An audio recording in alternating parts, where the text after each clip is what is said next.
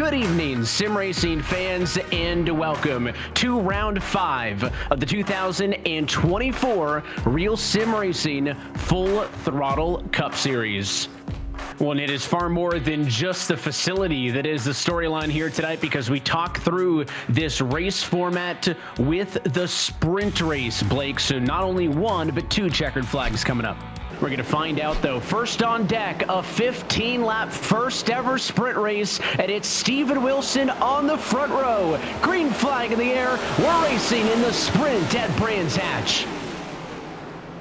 Early advantage, Wilson, maybe off it into the sand a little bit, but he's clear for the race lead. Battle for P2. It is the blue nose, number 97 Logitech Chevy of Tucker Minter getting around his teammate for P2.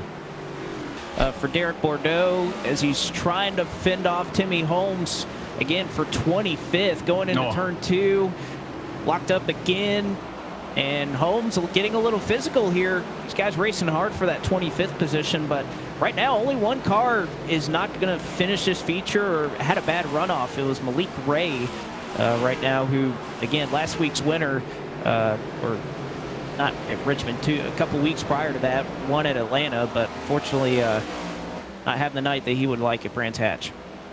So some hard driving in the midfield, but up front, Steven Wilson only getting better with time, has opened this one wide open. 2.3 seconds to the clear as he rounds off of the final corner, and an international checkered flag for Steven Wilson, who wins the sprint race here at Brands Hatch.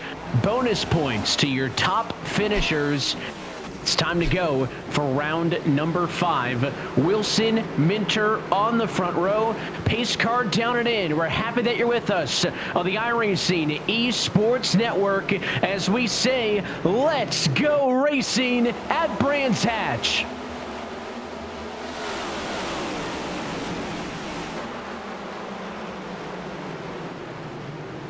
Two and 3 wide, center of the field. Big bobble though off of turn number 1. Minter got sideways. He'll lose P2. Salas already looking for the race lead. And I think Steven made a great point.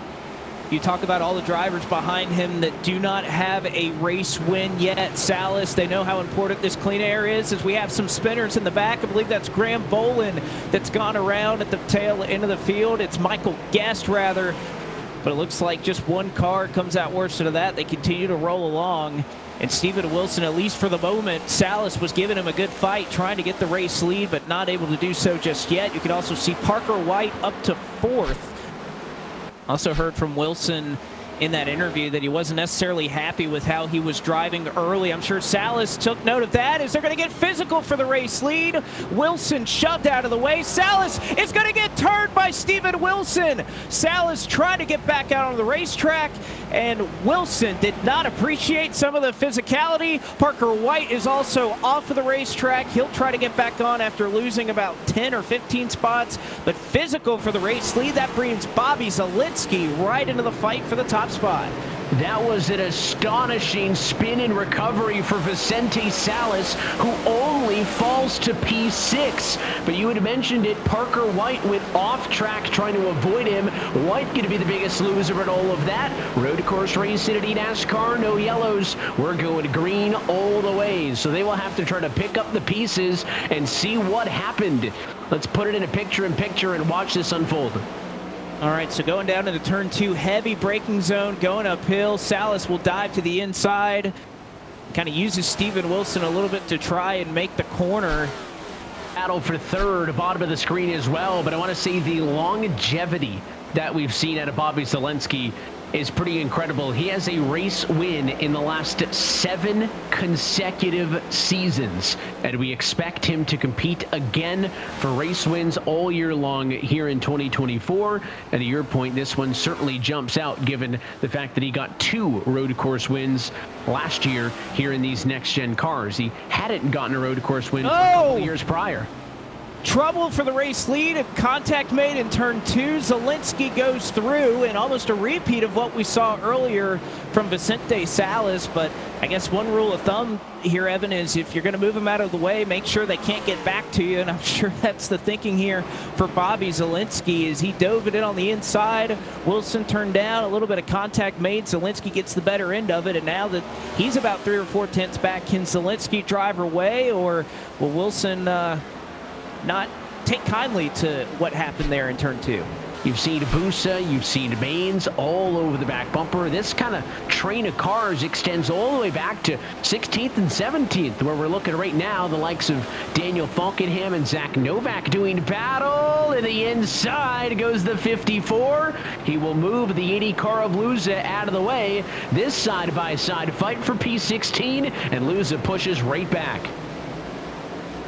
And if you're Falkingham, that's one of the few passing zones that we've seen is getting down in the inside of somebody in turn 2. And Falkingham going to try to have to hold off Zach Novak. He's not going to be able to do it. They're 3 wide, a little bit up the road. Some of the FGR Excel teammates after, I think somebody got checked up here, but Garrett Maines is going to be able to get the better end of it. He makes up about 2 or 3 spots as Graham Bolin and his teammate Seth the Merchant had a little bit of contact off the corner.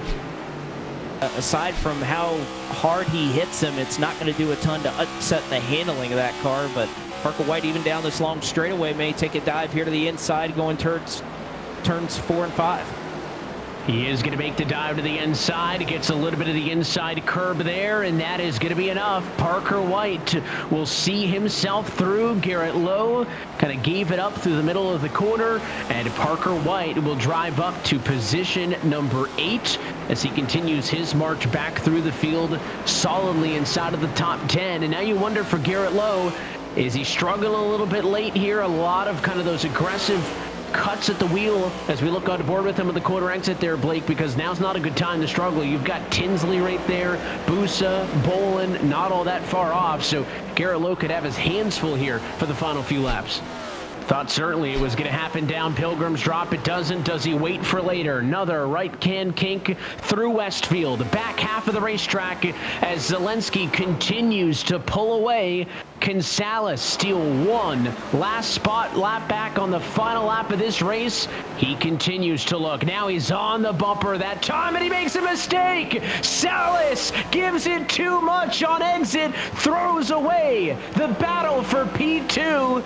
He will rush to right the ship as up front, Bobby Zielinski, another race-winning season, wins at Brands Hatch.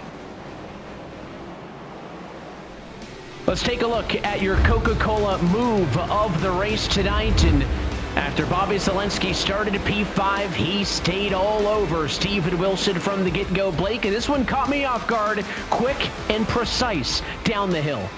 Well, and that's how it had to be. You could try and try and try, but the closer you got, the harder it would be. So any little run you get, you would have to take advantage of it. Was a car length back, just made a little bit of a nudge to the back of Steven Wilson, but that's all she wrote. After that, Wilson was just not able to keep up and match the pace that Bobby Zielinski had said. And, you know, we talked about getting physical. That's what you got to do, but you can look at the end result. Wilson still hangs on for second. He just gave him a nudge, but you know what? That's bringing stock car racing over here.